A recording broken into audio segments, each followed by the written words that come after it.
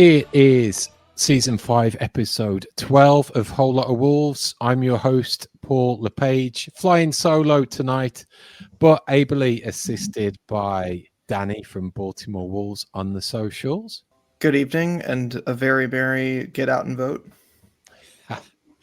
And our guest tonight, making appearance number 2, it is Drew Bryer in Pittsburgh, representing Steel City Wolves. Drew, how are you? I'm doing great, fellas. Thank you so much again for having me. So, Saturday's game, Wolves 2, Crystal Palace 2.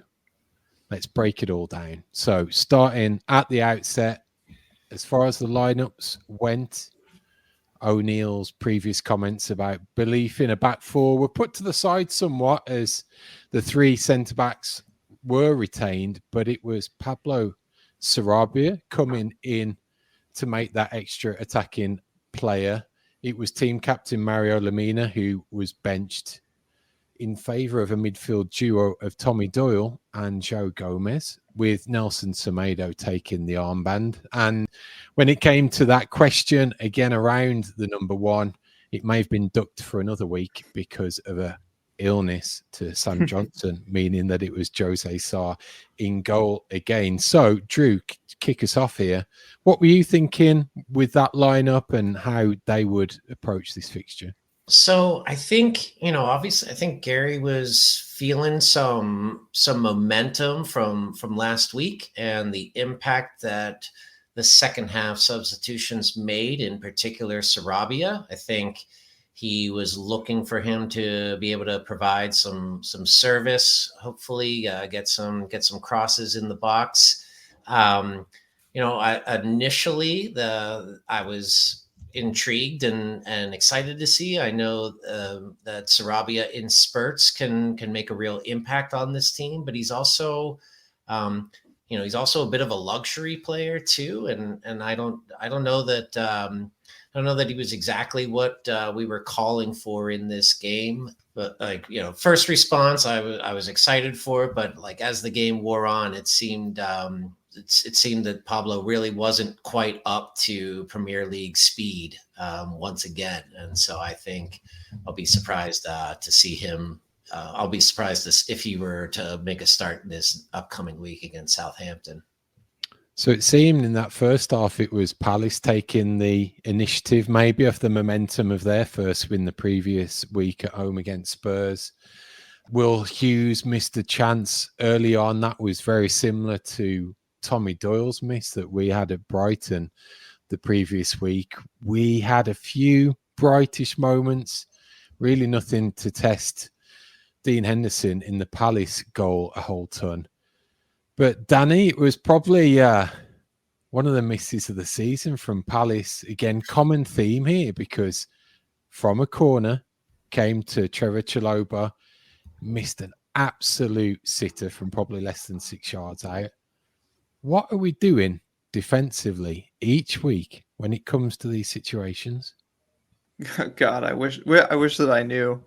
To start earlier on, it just feels like partly we're not getting those covering runs from our midfielders to cover those late chances, like you mentioned, Will Hughes having. And then on the corners, I don't know. It's just it's one of those things where if it was happening only occasionally, you'd say well, Gary O'Neill can't really legislate for these individual errors, but it just seems like, and we'll get to it eventually with Guedes marking for the second goal. It feels like it's almost every week where you have these instances where it feels like you'd call it an individual error otherwise, but with it happening constantly, you have to start thinking about the coaching. I just don't know how we look so disjointed, and that was the key for me this whole weekend. Was just I was very disappointed to see how just disjointed we looked both on both sides of the ball. Okay, I'm springing this on you both, but how about this for a theory? In that we did so well last year in terms of set pieces, and now it's been such a struggle. Do you think it could be twofold in that the way we set up all of last season was thanks to Lopetegui? obviously Lopetegui had instilled something in Kilman that was actually good when it came to the organisation with set pieces. And now that he isn't there, and now we're under O'Neill's stewardship, it's actually gone to shit when it comes to defending set pieces. Yeah. It's I think people know that my feelings generally are somewhat supportive of Gary O'Neill, and that I want him to. I think that he will be a good manager at some point, and I would like for it to be at Wolves. I don't know if that's definitely going to happen or not, but something that I think I really sympathize with fans who are frustrated with him and even want him out at this point is that last season it seemed like we were always saying, well, he's not really playing with his team, and he's also like sort of half playing Lopetegui's setup because he didn't have a preseason, but it all just seemed very pragmatic, and that's fine. Like, I don't really have a problem with pragmatism, and it seemed like we were just getting results any way we could. And now we're sort of stuck in between where we don't really have a Gary O'Neill identity. Whatever that is remains to be seen. And meanwhile, we can't seem to be pragmatic at all whatsoever. So it's just, that's where I really understand the frustration, is that if we were just at least, being solid, trying to get clean sheets at home, I think there'd be a lot of forgiveness for some dull games if we were grinding out results. Yeah, if I can jump in too, when you talk about identity, I think that is exactly it. This team, what is this team? Is this team a back five? Is this team, do we score goals? It is nice that we do score every now and again, but we don't keep clean sheets. We don't seem to have consistency. Even in, Gary hasn't found the starting lineup that he likes, or that he just is, we were kind of doing the whole square pegs, round holes when he kept going to the same lineup that wasn't getting results. But yeah, what is the identity of this team? So it was actually the Wolves next to put probably the move together of the match up to that point.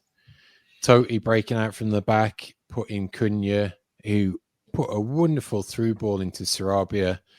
Threw on goal, only the keeper to beat, but hesitated somewhat and pushed the ball. Had the ball pushed away from him at his feet by Henderson. So, Drew, just back to your comments previously on Sarabia, could there have been an element of rustiness in there as well, maybe, finding himself in that situation, not overly familiar, given the lack of minutes this season? Hesitated somewhat. He didn't even get a touch on the ball. Like Henderson was, he if it's, I get it. It's not his strong foot, but he didn't even get a touch on the ball. He was I don't know what he was waiting for. And then even the commentators said, he's looking over his shoulder, and what's he looking for? And I think I'm sure that's part of, Pablo's played, he's a veteran, he's in his 30s. He's played at the highest of levels, and rustiness or just lack of confidence, something. But Cunha set him up nicely a couple of times in this game to no avail. So it was halftime then, 0-0 at the break, but rinse and repeat straight into the second half. Cunha to Sarabia, which probably was an easier chance, but do you put that down again, either to Sarabia, rustiness, or was that just a fantastic save by Henderson? What do you think, Danny? I think with both of them, it's a mix of rustiness and also Sarabia not really being a natural striker. Even if in his previous clubs, he's much more of a creator, and he doesn't have that instinctive sort of shot on him where he's going to just in the moment, sort of like we saw later with Strand Larson, just decide to put it under the goalkeeper when he's coming out. And so in both cases, both the one before halftime and the one after, he's sort of looking for other options until it's too late, and then panics. And in the first case, decides to try to draw a penalty unsuccessfully. In the second case, waits just a bit too long, and then the keeper's too close to him, and hits him square in the jaw, which I mean, that one was better. At least it was technically a shot on target, I assume. So there was always a chance that it would deflect in or something, but he's not a natural striker. And when is the last time he started a game? It's just, he is, I think we're all expecting him to leave in the summer, and then now we're really expecting him to leave in January. So, where is his head at in terms of like his readiness to be in those moments? I suspect not great. I think on that point as well, we talk about his caliber and the teams that he's played for. How many times has he been in a relegation battle? Right. It's not all too often that you get a certain psyche of person and player that are in tune with all of that, and it takes a special breed. So we'll see who stands out as far as that goes. But as night follows day, everyone, same old set piece. Sarr came, called, but Strand Larsen inadvertently flicked it on, and this time Chalobah made no mistake with a striker's finish on the half volley. Drew, what do you put that down to? Individual errors, all of that, what's been said, rinse and repeat all the time? I again, we were talking about when we hired the set piece coach, and we wondered if he only worked on offensive set pieces and nothing with the defense. And I gotta think that he seemed as though he was screaming. He certainly was not happy afterwards. I think Strand Larsen probably thought he was doing the best that he could to even just try to clear it out. Sometimes you're already committed, but this is it's a real killer to just this happening over and over and over again, where where every set piece for the opposition is a real scoring chance for them these days. So this prompted a triple substitution to the now familiar cries of "you don't know what you're doing," with fan favourite Tommy Doyle being one of the three to be hooked. And actually, this Tommy Doyle fanboy thought it was actually the right call, but there we go. It was Balagar for Totti, Lamina for Doyle, and Geddes for Sarabia. So, Danny, do you think O'Neill can only be reactionary? Why can't he take step forward, be positive? Couldn't he have made these changes or some of them at half time to try and take the initiative more? Yeah, I would have liked that. Certainly there was enough evidence at that point that we were not playing in a particularly fluent way before halftime. So I don't think anybody would have doubted those choices.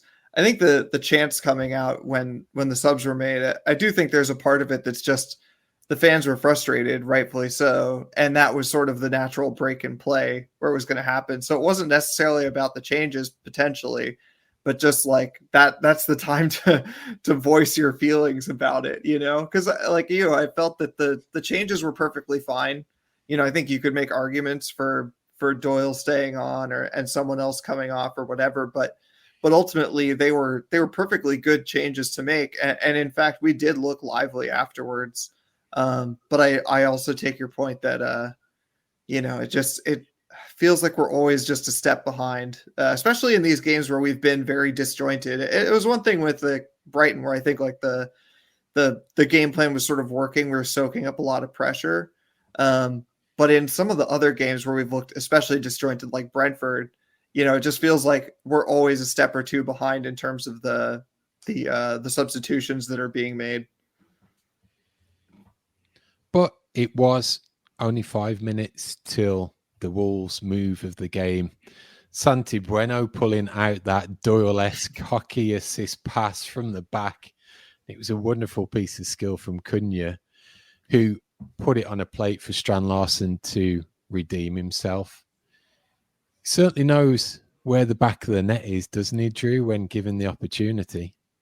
Boy, was that nice to see. What a finish, what a redemption there just a few minutes later. And if I'm not mistaken, I think that is the first Cunha assist to Strand Larson this year. And I think we've talked a lot about, Strand Larson being able to unleash Cunha more as a number 10, more as a distributor. I feel like I thought he really was playing that role well this weekend. And I think I'm pretty sure that's the first straight assist from Cunha to Strand Larson. And Santi, boy, he got it started in the Man City game when he set Semedo off to ultimately end with a Strand Larson goal. Another really nice long ball to Cunha. And boy, Strand Larson, they were talking about the difference between Strand Larson and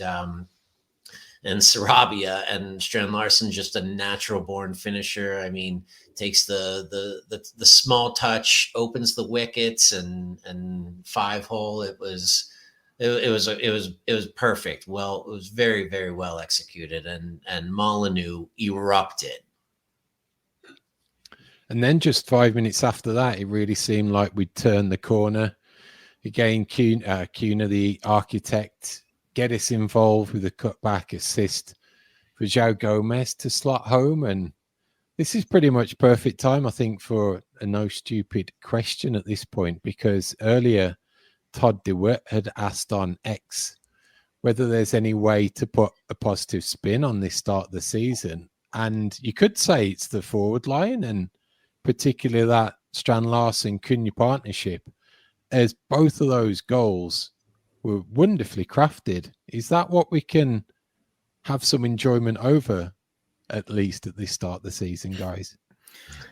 Yeah, I mean, I think easily it's funny. The beginning of the season has been so depressing in so many ways, but there are tons of positives. It's just we can't enjoy them because our actual results have been shit. But, to me, the positives include the fact that we're not even talking about an issue with scoring goals. Josh had to pull some kind of voodoo to make us start scoring, but that hasn't really been an issue since then. And especially this season, we've scored in every single one of our games except for one.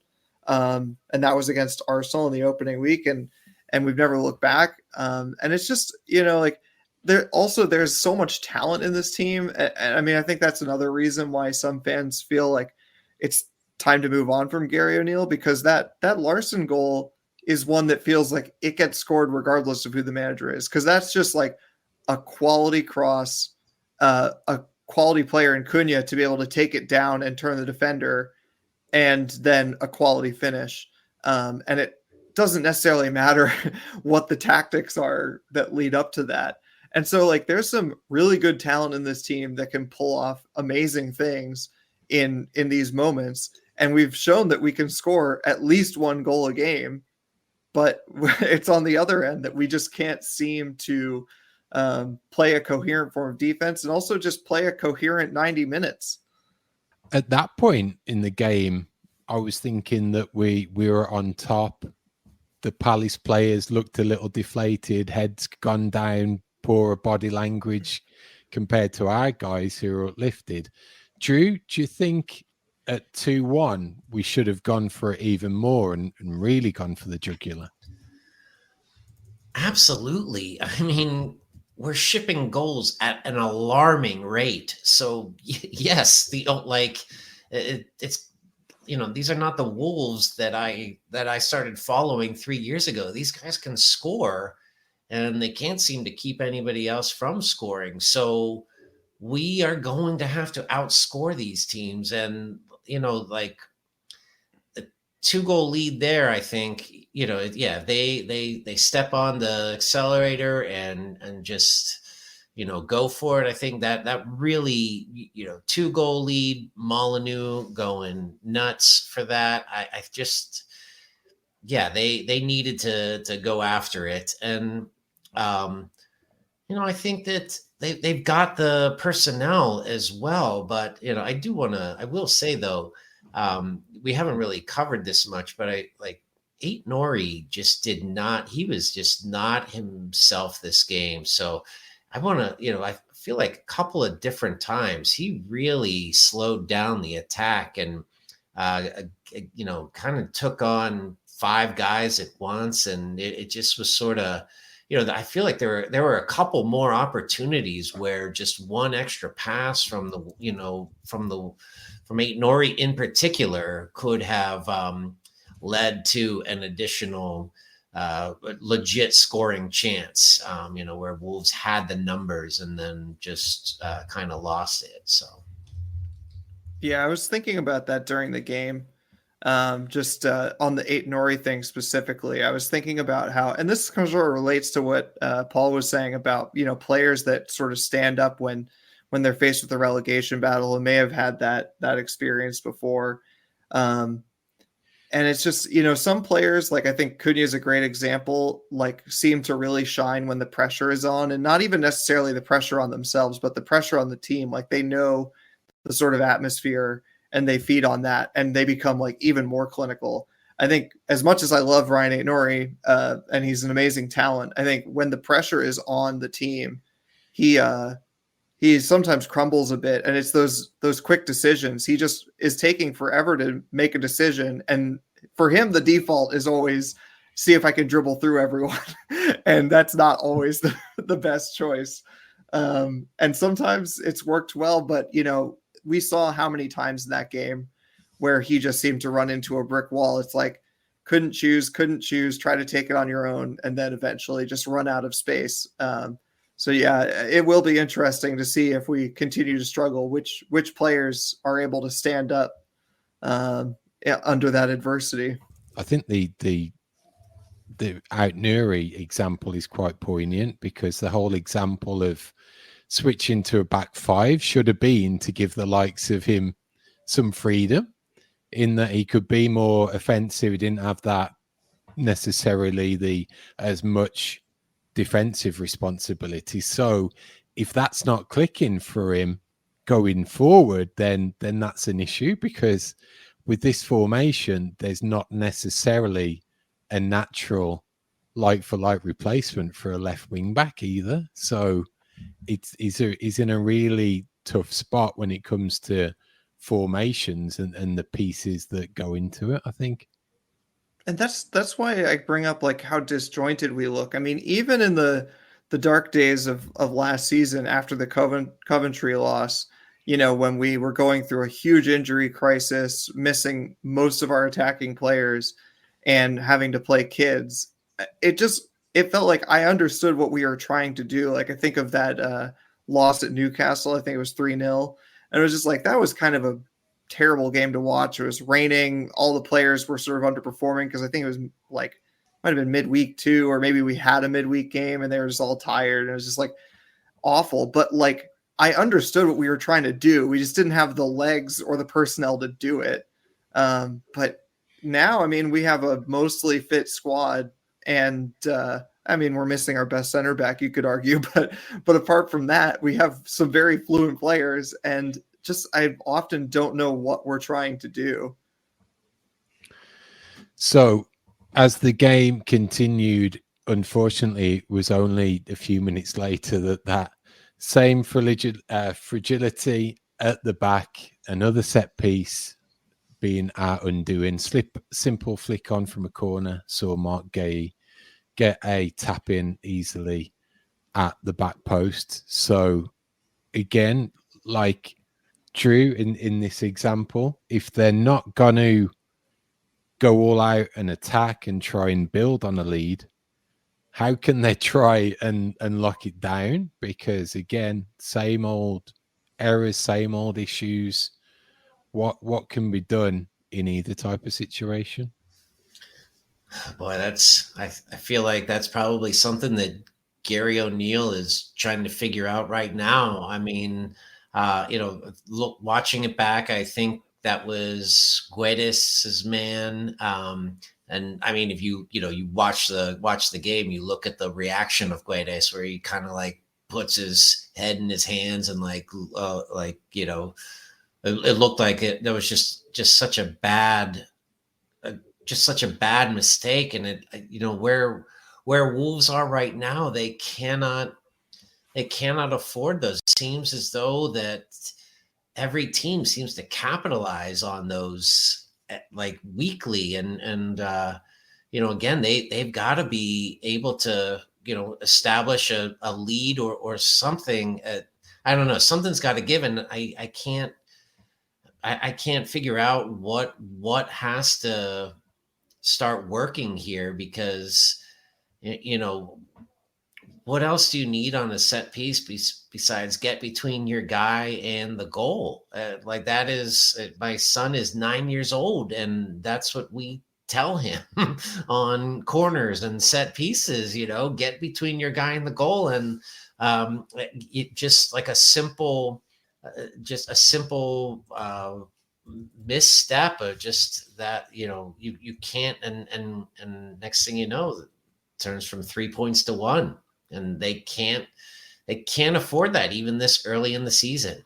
I think both of those were highlighted how it looks that the Wolves are easy to play against, in that it was put the ball roughly around the 6-yard box, put a little pressure on the keeper or surround the keeper, knowing that whoever's in goal is going to be somewhat challenged by those types of crosses.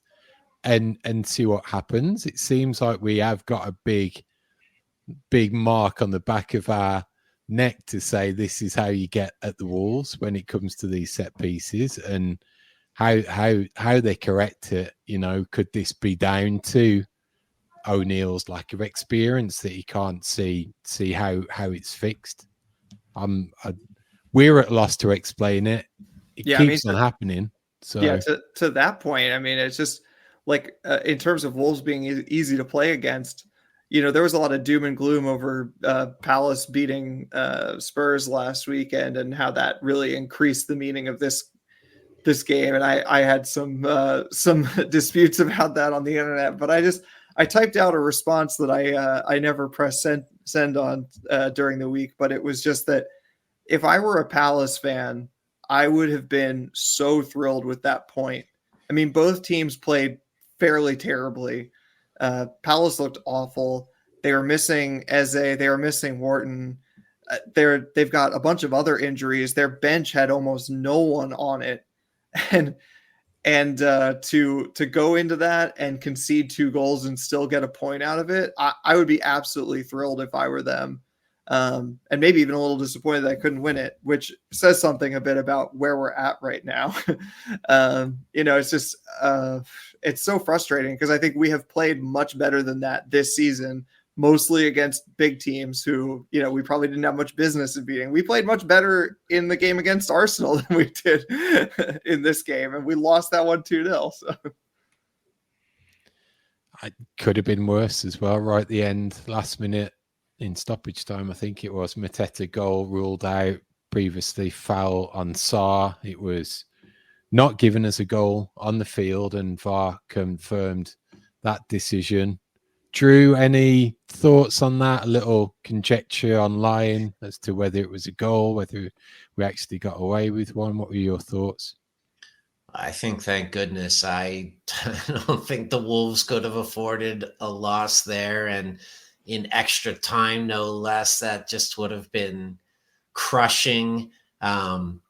I think if it were on the other side of things, and that was Strand Larson who would put it in after a questionable, I think we would be losing our minds that VAR had done us over yet again, in denying us a game winner deep into stoppage time. I think, honestly, the last 2 weeks, the Wolves should feel really, really lucky to have 2 points out of these last 2 weeks, being down 2-0 after 85 minutes and facing a 3-on-1.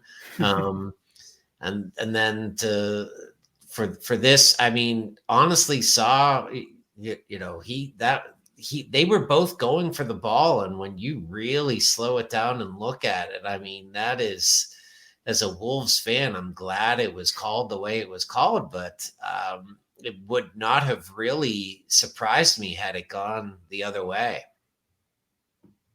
Yeah, I think technically by the letter of the law, it was probably correctly not a goal, but at the same time, I think that you have to say we massively got away with it. I think that if that isn't disallowed on the field, I think that that doesn't get overturned. If it's counted as a goal originally, I think it doesn't get overturned.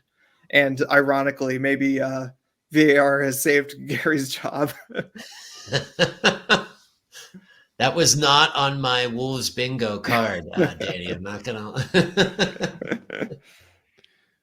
So ultimately, again, given the opponent situation they found themselves in, guys, would you say ultimately that was enough? I mean, define enough. It's never enough at this point because of, all the prior results and the prior performances. And I kind of keep going back to that. I know people are probably tired of hearing Gary say some version of, we've played well or whatever, but it is just like the manner of these results is what's killing us. It's like that Newcastle game where it was just like, honestly, like if you just went back and just showed me the scoreline, I wouldn't be that upset. But watching the game itself or the Villa game or any number of other games, you'd say like, well, the scoreline, I don't mind, but watching the game itself just does not make me feel confident about where we're going forward. So enough in the sense that I think he needed to not lose it. Yes. Enough in the sense that it, makes me feel optimistic for the future. not in the least. Yeah, I think my optimism level is very deteriorated, and let alone my Mascara squeezy bummometer level. I don't even want to get into that, but I think that I a lot of people were saying it's not a must win, it's a must not lose. But as they don't have Eze, they don't have Wharton, they have a bench that looked like what Wolves were playing last year for the last 10 games. A lot of guys number like 64 and 57 and stuff, and we're at home, right? And this is supposedly the meat of our schedule when we've got to get 10 wins, I think, to stay up this year, right? So the first one's gotta come. It's gotta get here, and it hasn't yet. And that is, it's incredibly frustrating. And again, like what is the identity of this team when it does get here? And is that lineup, going to be the one going forward? And then, and once it is, then we've got 4 guys who are on the brink of a 1-game suspension too for yellow cards. So we won't, where's the consistency gonna come? I don't know if and is Gary the guy to get us there? I don't know, but is the guy to get us there out there, and will Fosun pick the guy? I don't know that either. It's tough to be a Wolves fan right now. I think to answer my own question, it wasn't enough for me. Even winning this coming game on Saturday won't be either. I think that the damage is done. It was the thing of, oh, well, let's get to November, easier schedule, easier opposition. And that proved it to some extent that nothing's changed, and nothing's changed not going back to the start of the year, start the new season, but even to the playing out the end of the last one. And again, it comes to all of those elements about identity and team and all of this, and it's just it's non-existent. There's no real body of team there, in a weird way, in that there's nothing that you can say that's effectively what the Wolves do well and what the Wolves do well consistently. Like, we might put some good moves together and score some great goals, but it's not like we're a constant threat of doing that either. Yeah. It's not like we're looking the team that can soak up pressure and hit a side on the break and score. There's nothing that I can put my hat on to say this summarizes the Wolves. And for me, it comes down to the head coach, and nothing's changed, and I don't think it will be. For me, these two games at home, given the level of competition, that it was 6 points or bust for me. So I'm more than ready to move on, and I'm generally surprised that we haven't, and that makes me even a little more concerned. If the powers that be think that this is okay, then we really could be screwed. Yeah, I think I said something, I want to say maybe after the Villa game. It was after one of the games where there was kind of a big collapse. And I said that, again, like, that I didn't particularly mind the result, but the manner of the result was bad. And I said at the time that the reason for that was that, like, it just puts all this pressure on these games that should be more winnable. Because now we think about what kind of a game would we have to have against Southampton to make us feel like more comfortable. We have to go into another international break after that. Like, to me, even if they had kind of a complete performance, I think, like, we won 3-0 around the holidays last year against Everton. I think, like, that game, I could imagine, like, kind of control the game for 90 whole minutes, completely dominate, score enough goals that were comfortable, clean sheet. And I still think that even if we had all that, I think there would still be questions during that international break. And that is a really bad place to be in, not only as a Wolves fan, obviously, but also that's a bad place to be in for Gary O'Neill. I just think I can't imagine that his relationship, the trust that supporters have in him, is going to be repaired. There's always going to be a segment, even if he turns it around and lasts the season, let's say, and we stay up easily, I think there's always going to be a segment that is going to find any little slip to say, like, we knew this should have ended a long time ago. So, I mean, that's a good reason why maybe it's just time to move on now. I mean, that's sort of what people are saying, isn't it? That the biggest reason is that we're going to get to end of November, beginning of December. And if we fire him then we're going to say, well, why didn't we do it back then? There's nothing that we're going to learn between now and then that's going to change our mind about it.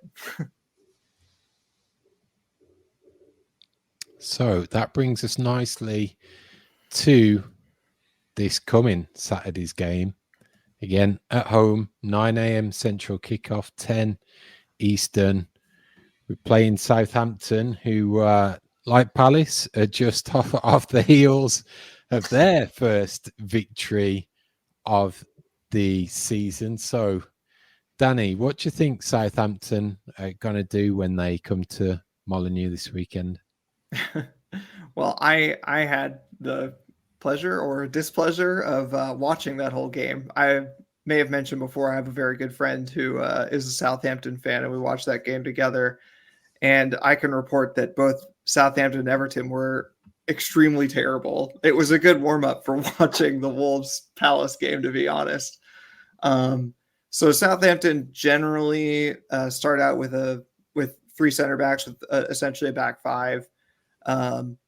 I guess they've been starting Cameron Archer up top, and we know him from hitting a worldie against us when he was playing for Sheffield last year. But generally, I mean, a lot of the players that I think have given us trouble from Southampton in the past, in their past times in the Premier League are not there anymore. I mean, James Ward-Prowse was always good for a free kick goal against us. And I think Che Adams always managed to bundle one in, sometimes off of his hand, only to get disallowed. But as Todd says in the chat, they're not going to be particularly afraid of us if they saw that Crystal Palace game. They're going to know that if they can keep it scoreless, then they always have a chance on a set piece. Now, that being said, I do think that Southampton look almost maybe even more disjointed than us. And I think that we should have a even better opportunity, if that's possible, to control a game against Southampton than we did against Palace, even the depleted Palace. But I would have said that before the Crystal Palace game too, is that we should be able to control this game completely from beginning to end. And then we did not do that. So we had more control in the game against Man City. So there you go. I don't know. It's easy to find reasons to be confident because I think Southampton aren't very good, but it's also extremely easy to find reasons to be pessimistic because we just watched Wolves be not very good. Drew, what do you think the Wolves do when it comes to this game? Shape, lineup, any wholesale changes? Does Guedes get a start after an assist on Saturday? What do you think? I think right now Gary's grasping at straws, and I could see him, kind of as he's like thinking Sarabia gets to start building on the momentum from the Brighton game. I could see him thinking, let's give Guedes a start building on some of the momentum from the Palace game. Although, again, he's not particularly defensively sound either. I realize, that's not his role primarily out there, but, we kind of need everybody to be in with that. I think, if we're going like for like, where, sort of the back three, back five, kind of 3-4-3 look, that if that's the same that Southampton is going with, could end up a lot like this Palace game where there was sort of a lot of, like for like in that first half, and it just became pretty boring. Wolves got to take their chances. I think Wolves get their first win, and honestly, I think it then convinces Fosun to keep Gary again through the international break. I think they squeak one out like 2-1 or something, and we all are really losing our minds. There'll be like 18 minutes or something of extra time added for an injury or something, and we just have to go corner after corner and just pray to God that one of these times we actually mark our men and keep the ball out of there. I sure hope they get their first win this weekend. It has been a rough go watching this, but it's tough because, Palace got that monkey off their back right before playing us and got their first win. And now Southampton did too. And there's so much talent on this team. They really need to break through and get a full 90-minute game out of everybody. That would be my real hope for this game, is to get, without the mistakes, the bad giveaways. We didn't even talk about the fact that Sarr could have put them up like 2 and 3-0 on different occasions in the second half. The Wolves were really lucky to escape with a point with Palace. So I just want them to play a game worthy of a win this weekend with Southampton coming in. Yeah, just to add on to that, I think, this is going to be one of the most interesting lineups for me to see, because I think that a lot of us felt that they probably gave Gary until this international break. So, up until through the Southampton game. And then I think some people feel that it's going to go a bit longer than that, they're sort of going to put their trust in Gary to pull it out until things get really panic stations before the January transfer window.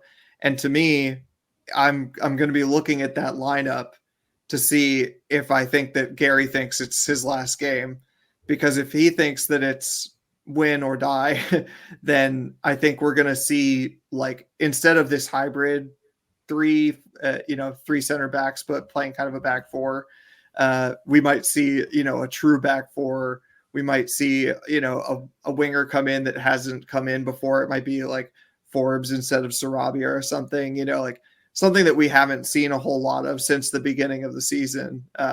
That to me would show me that he probably thinks that he has to do something, and he might as well, do something in sort of his system or his way, which he's been alluding to sort of cryptically.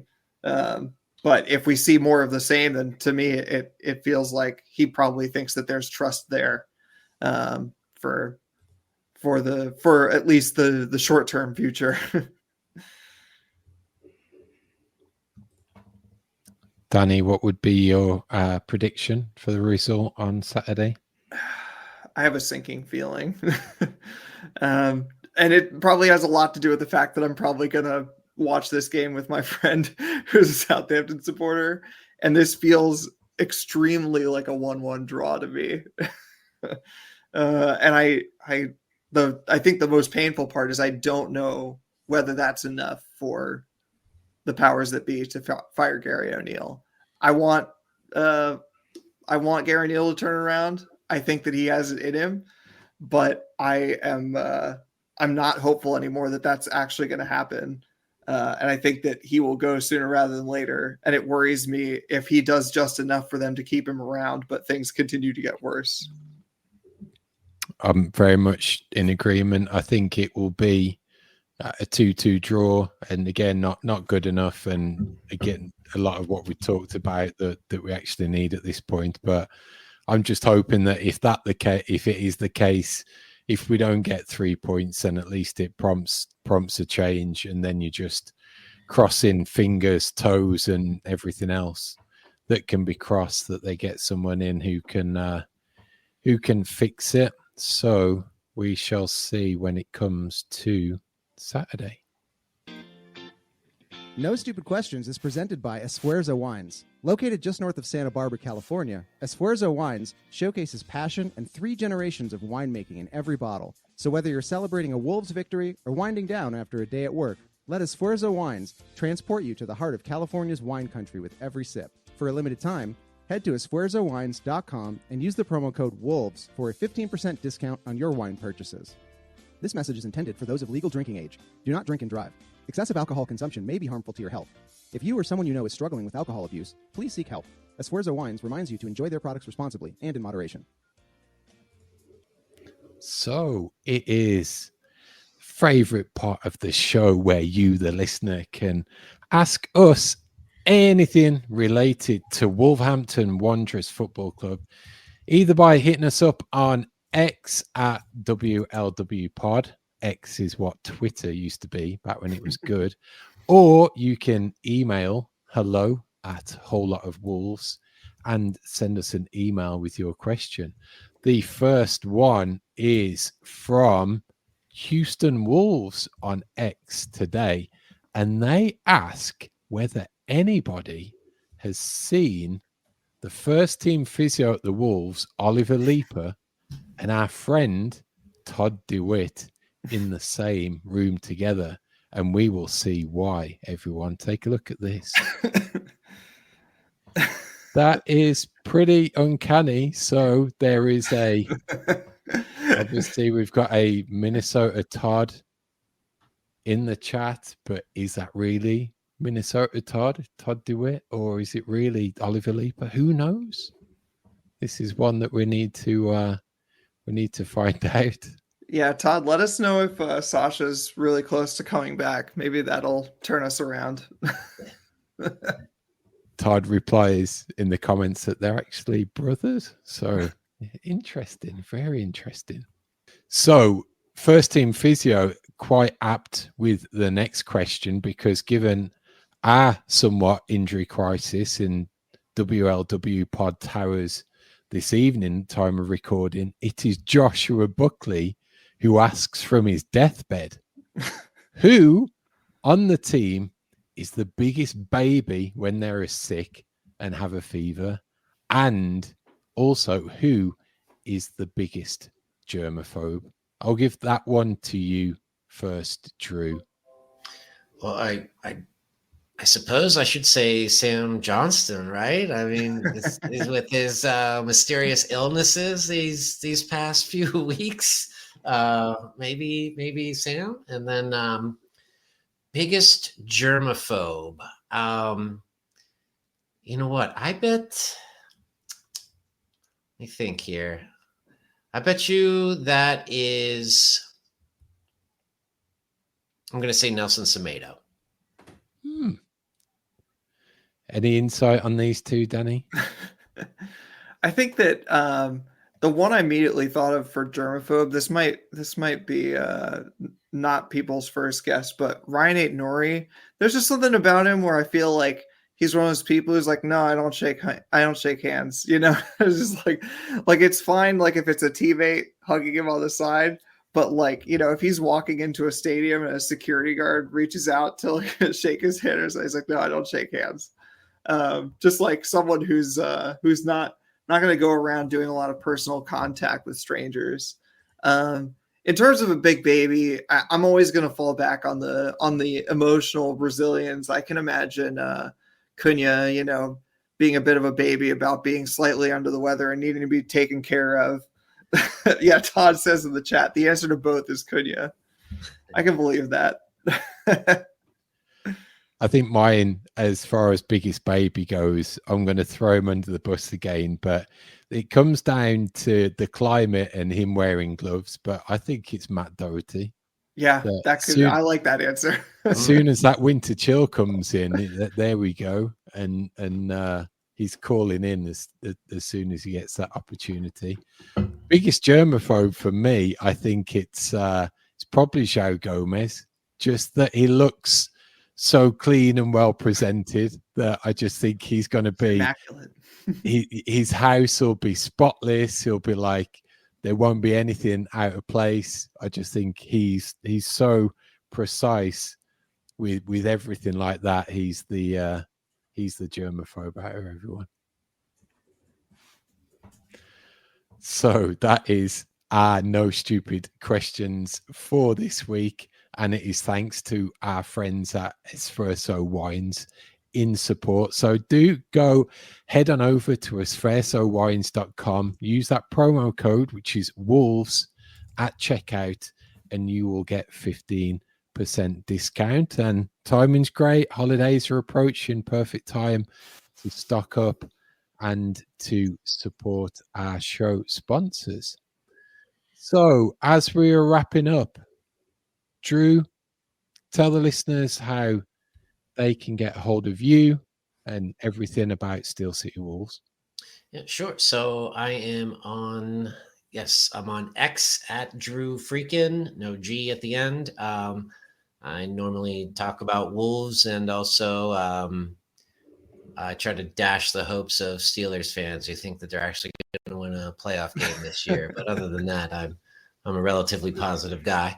But you can Steel City Wolves on Facebook. They also meet up for games at the Pitch on Butler, owned by a Wolves fan. So check it out. Awesome. And that finishes the show for this week. Thanks to Danny on the socials, Alex producing, you, the listener, because this show exists for you and it's your support that keeps it going. So if you are new to the YouTube space, please head on over. You can like our channel, you can subscribe to it, support the show that way. That would be much appreciated. And on the podcast listening platform of your choice, those 5 stars, those reviews go such a long way to helping boost the profile of Whole Lot of Wolves. So do keep those coming in. As you do your civic duty tomorrow, don't write on the ballot paper O'Neill in or O'Neill out. Do go and vote. Use it wisely, and maybe as you leave, you can tell some unsuspecting soul to up the mighty Wolves.